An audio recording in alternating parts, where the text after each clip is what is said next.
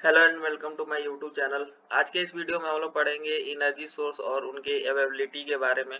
उससे पहले मैं थोड़ा सा ब्रीफ में कुछ चीज़ें बताना चाहता हूँ। देखिए, जितनी भी चीज़ें आपके चारों तरफ रन हो रही हैं, हर एक चीज़ एनर्जी से रन होती है। चाहे आप जो भी डे टू डे लाइफ में जो भी अप्लायंसेस यूज करते हो, जो भी इंस्ट्रूमेंट यूज करते हो, उसको रन करने के लिए कहीं ना कहीं एनर्जी की रिक्वायरमेंट होती है। लेकिन अब सीधे टॉपिक पे आते हैं। Today every country draws its energy need from a variety of source. हर एक कंट्री वैरायटी ऑफ सोर्स से अपने एनर्जी की रिक्वायरमेंट को पूरा करता है। We can broadly categorize these sources as commercial and non commercial. हम इसको ब्रॉडली तौर पे दो तरीके से बांट सकते हैं, किसमें, कमर्शियल और नॉन कमर्शियल। कमर्शियल सोर्सेज वो हैं जैसे फॉसिल फ्यूल्स हो गया आपका। फॉसिल फ्यूल्स में क्या है, कोल, ऑयल, पेट्रोलियम, नेचुरल गैस।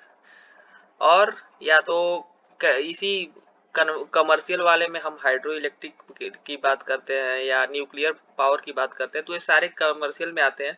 जबकि non commercial sources of energy आपकी लकड़ी हो गई, एनिमल्स वेस्ट हो गया जैसे डंप जो होता है, और एग्रीकल्चर वेस्ट हो गया। तो ये इन सब का भी यूज करके हम बहुत सारे अपने रिक्वायरमेंट्स को पूरा करते हैं, एनर्जी के रिक्वायरमेंट को पूरा करते हैं। अब हम बात करेंगे type of energy sources. Conventional source of energy. These are accumulated in nature over a long span of time and can be quickly replenished when exhausted. They, these are as non-conventional energy resources, that is koala, petroleum, natural gas and nuclear fuels like uranium and thorium. Basically non conventional source of energy वो है जो आपके nature में काफी दिनों से मौजूद है, और एक बार ये जब खत्म हो गया तो ऐसा नहीं है कि आपको जब रिक्वायरमेंट होगा तो फिर तुरंत बन जाएंगे। इनको बनने में काफी ज्यादा समय लगता है। जैसे कोयला हो गया, तो जियो थर्मल और डिफरेंट टाइप के जियो एक्टिविटीज के चलते ये जो है बेसिकली बनते हैं। और जिससे कि अब हमको आज मान लीजिए कोयला का जो भी एक तरह से भंडार है उसको हम लोग धीरे धीरे यूज करते जा रहे हैं, तो एक तरह से ये एग्जॉस्ट हो जाएगा, कुछ समय के बाद ये खत्म हो जाएंगे, इनकी लिमिटेड अमाउंट है। In the same way petroleum, natural gas, nuclear fuel से भी यही बातें लागू होती है। अब दूसरा non conventional source of energy है जो काफी ज्यादा इंपॉर्टेंट है, और ये आपके नेचर में इंडलेस मैनर में अवेलेबल है। ये कभी खत्म नहीं होंगे। इनको हम कंटिन्यूअसली नेचर की हेल्प से जनरेट कर सकते हैं, और ये इनएग्जॉस्टिबल भी है। लाइक सोलर एनर्जी हो गया, जियो थर्मल एनर्जी हो गया, विंड एनर्जी हो गया।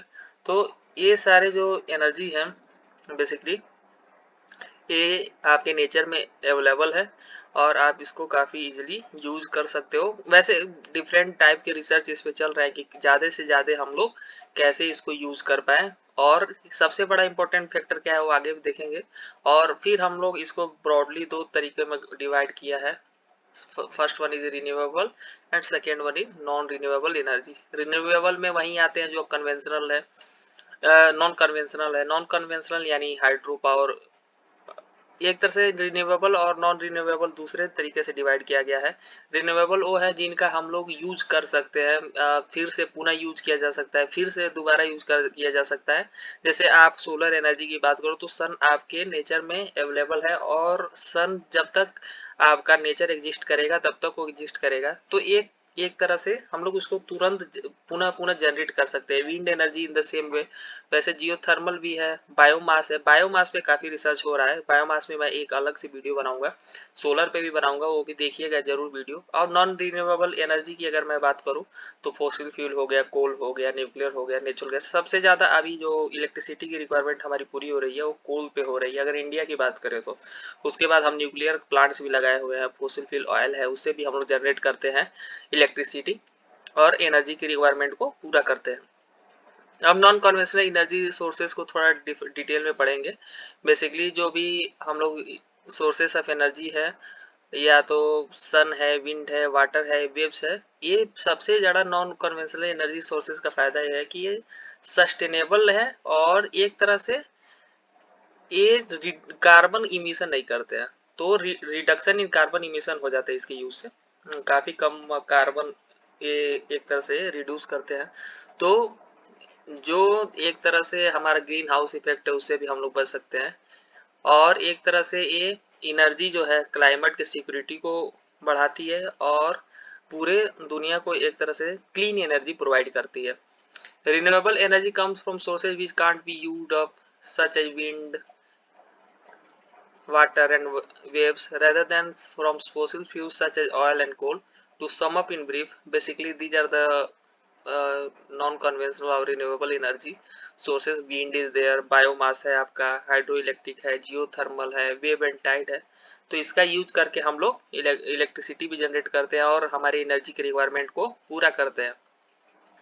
अब कन्वेंशनल एनर्जी सोर्सेज की बात करूं तो कन्वेंशनल एनर्जी सोर्सेज जैसे सबसे ज्यादा हम लोग कन्वेंशनल एनर्जी सोर्सेज पे ही अभी डिपेंडेंट है. लगभग 90% हमारी रिक्वायरमेंट या 85% कर लीजिए दुनिया की रिक्वायरमेंट इसी सोर्स पे एक तरह से डिपेंडेंट है. हम इसका यूज खाना बनाने, कुकिंग, ट्रांसपोर्टेशन, मैन्युफैक्चरिंग और डिफरेंट जगह पे हम लोग इसका यूज करते हैं. अभी जो जितने भी डेवलप्ड नेशन है वो सबसे ज्यादा नॉन रिन्यूएबल एनर्जी सोर्सेज का यूज करते हैं, फॉसिल फ्यूल्स का यूज करते हैं. These sources are called non-renewable because they can't be renewed or regenerated quickly enough to keep pace with their use. जैसा मैंने आपको पहले भी बताया. Conventional energy sources are conventional energy sources क्या है? Fossil fuels, hydraulic energy, nuclear energy. तो ये था conventional energy और non-conventional energy. और आपने पढ़ा रिन्यूएबल नॉन रिन्यूएबल एनर्जी के बारे में, एनर्जी सोर्सेज के बारे में हमने पढ़ा. अगर आप नए हैं इस वीडियो पे तो प्लीज मेरे चैनल को सब्सक्राइब कर दीजिए, आपसे रिक्वेस्ट है, आपका भाई आपसे रिक्वेस्ट कर रहा है, प्लीज प्लीज प्लीज सब्सक्राइब कर दीजिए. धन्यवाद.